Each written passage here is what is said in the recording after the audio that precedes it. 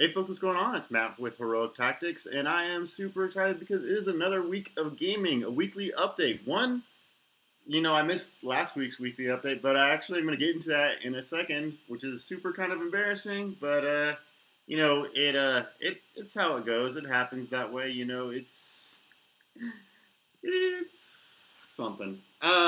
So a couple of weeks ago, I had remembered that I had snagged a copy of Stardew Valley during like a Steam sale a long time ago, and I picked it up to play it, and I just got addicted, man. I've always been a big fan of Harvest Moon. It was one of my favorite games. It was on the SNES, and then when I played it on the Wii a long time later, but like it it gets me just right in the fact like Civilization, like just like Civilization, it's just one of those one more turn games, and then like all of a sudden it's like 1 or 2 o'clock in the morning. You're like, how in the world did I do this? And I'm like, darn you, stupid one more turn games. I wish it was easier to save and move on and do cool stuff. And get out of the way.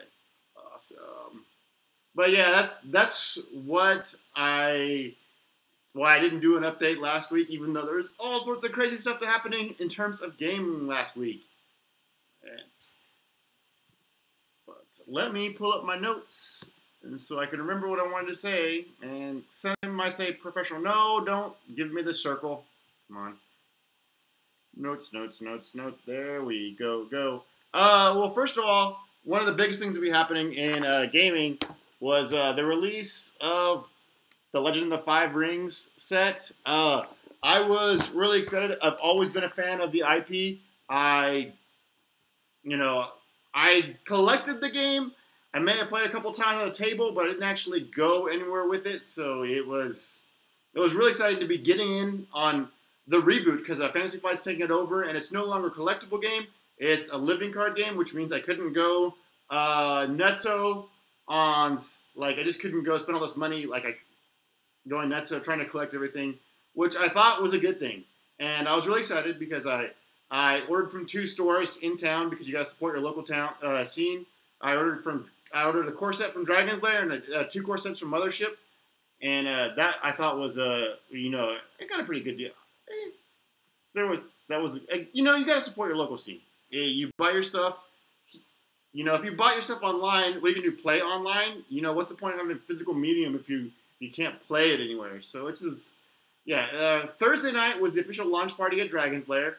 And I went down there, and like I said, I was addicted to Stardew Valley, so I didn't learn how to play the game as strongly as I should have, and I kind of felt lost, and I kind of got destroyed, thoroughly so. I mean, like, thoroughly so, deservedly so.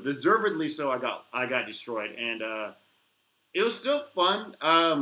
The clan that I played, Unicorn, it seems to be lacking in some stuff right now. There's some people I know who are brewing some things, but as it stands, it doesn't seem to be a Tier 1 or even a Tier 1.5 team. So, as a Unicorn fan, as a fan of the Unicorn clan in both the RPG and the old CCG, I am kind of a little bit disheartened to hear about that.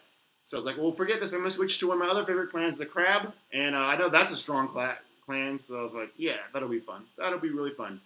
And then I hosted the event on Sunday at Mothership, and I spent a lot of time teaching people, and where I discovered a newfound respect for the lion, which I've always hated. I've always kind of called them the jocks of Rokugan, and they actually seem really cool. They seem like they can do a good job attacking and defending militarily and politically, so I was going to play along with them, and I was really excited because it was the first time. Even though just playing the 2 training decks, it was the first time that I really got the game. I was really excited. And then I go into work on Monday, and I heard some rumors about layoffs that hit home a little bit harder than I wanted them to hit. Like, I kind of always knew there was going to be layoffs. My company is in the process of selling itself, or it's voting on the process of selling itself. And the rumor is that they've already voted and they're going to announce after Christmas that they are selling themselves, or they're going to vote after Christmas, and everything's leaning towards that they're definitely going to be selling themselves. And I just got the distinct feeling that I will not be having a job And even though I knew that layoffs were a big possibility, I still went full bore into L5R, and I should not have. And a core set's only like $40, but you really want 3 core sets to be able to make the strongest teams possible. It's because each core set only comes with 1 of each card. So and a play set has 3 cards. So you really want 3 core sets. And I ordered some play mats and everything like that, and you had to get sleeves and I put a lot of money in when I knew I shouldn't have. So I was like, I had my choice. I'm like, well, I'm going to cut a game, and it's either going to be Imperial Assault or it's going to be L5R. And just because L5R was newer and there's a whole bunch of expansion sets coming out right now, and Imperial Assault just made the cut. I love Star Wars. I really love Star Wars. I really like miniatures games. I just like the tactical feel of positioning and moving stuff, so I was like, I'm going to stick with Imperial Assault. I actually got lucky because one of the people that I play Imperial Assault with, Don, he was on the what's the metaphor I'm trying to say? He was on that little cusp on whether he was going to play L5R or not.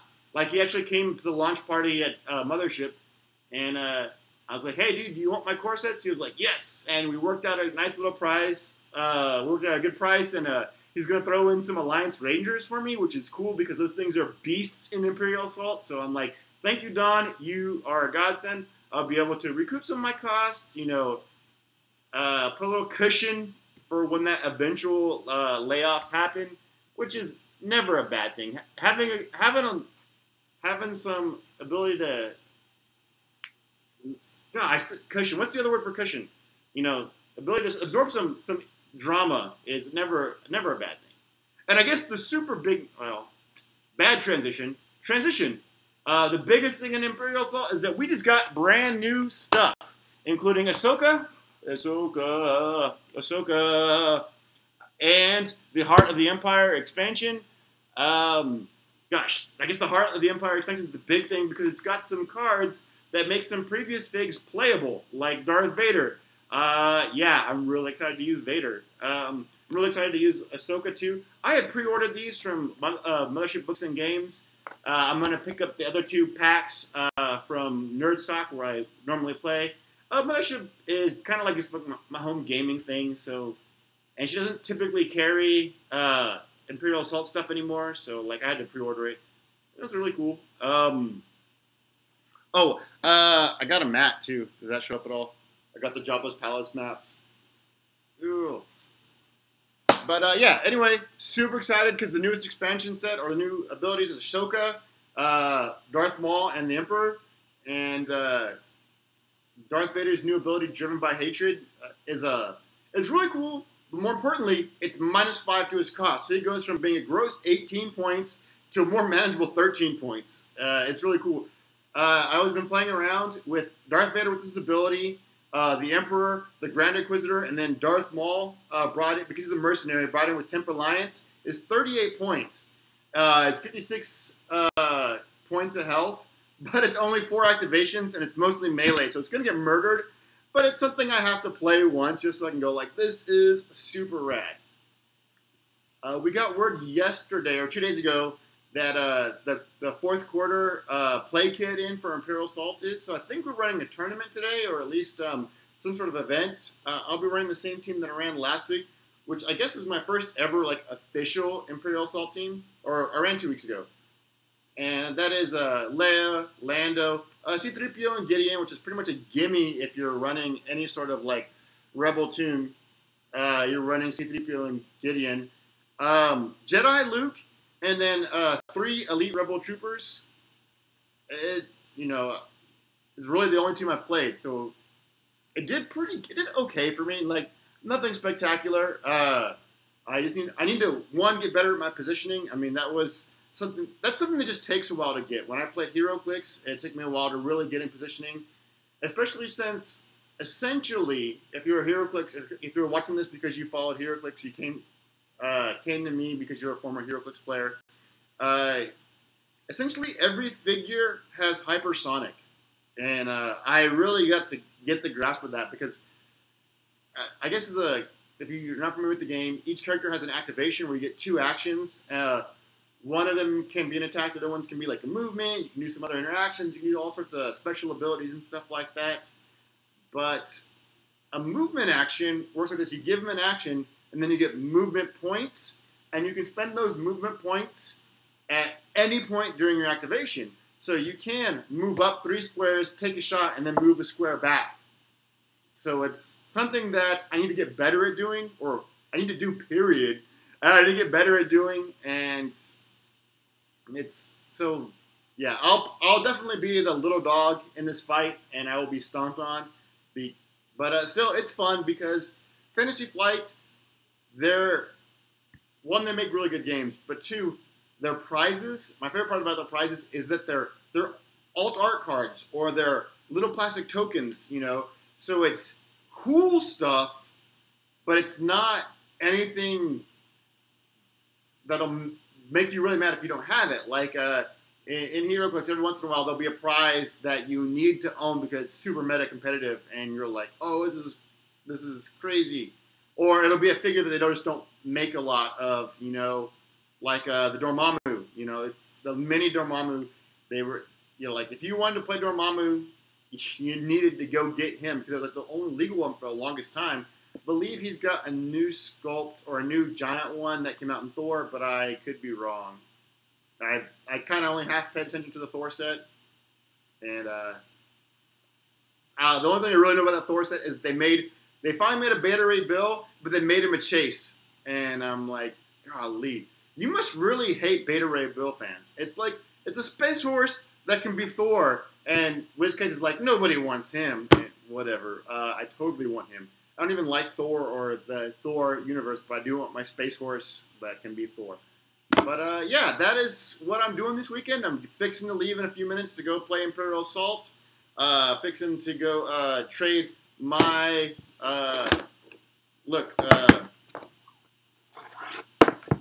third one's not even open yet, Don, if you're watching.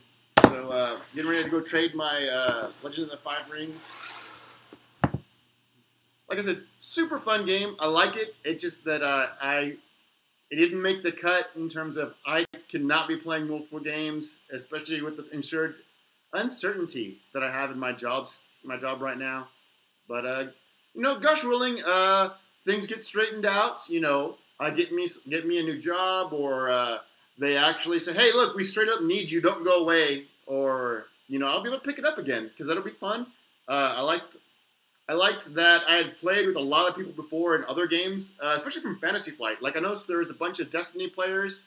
I know there was one X-Wing player that was picking up this game, and I didn't know if he might have played Netrunner too. I didn't really play Netrunner, so I don't know that scene. But yeah, fun game. L5R, love the universe. Imperial Assault, I love the universe and its miniatures, and I like moving little Luke Skywalkers around, and cool. So that is my gaming plan for this weekend, and really eager. Like, what games are you playing this weekend? You could leave those in the comments below. Did you pick up L5R? You can leave that in the comments below. If you did, what clan are you playing? Do you have any cool stuff? Golly, like,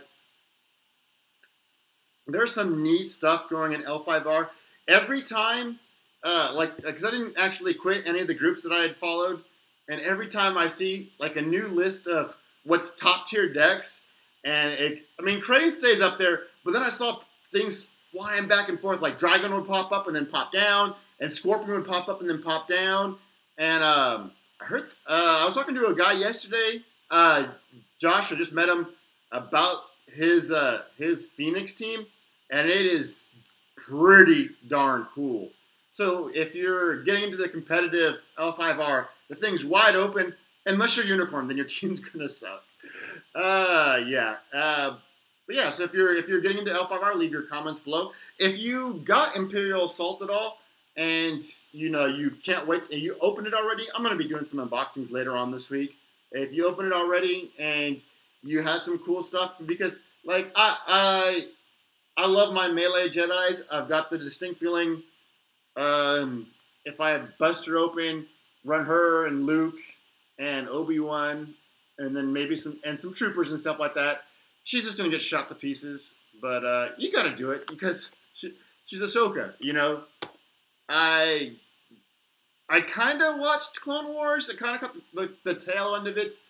It was on at a weird time, if I remember correctly. It was like, why would you play it then? It was like a Friday night. I mean, no, I said this argument when I was talking about Constantine. It's like, yes, I'm a nerd, but even I'm not home on a Friday night. So when your target audience is nerds, don't put stuff on Friday nights. Put it. This is even lamer. I'll be home on a Saturday night. I'll be home tonight. You could totally put stuff like that on now. God, I'm such a loser. Thank you for watching.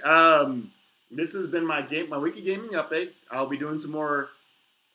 I'm really excited because I'm working on some actual some actual planned out videos explaining Imperial Assault to newer players. So I'm really excited about that. Thank you for watching. This has been Matt with Heroic Tactics, and may all your dice roll hot. No, I go find the stop button because I pushed the button.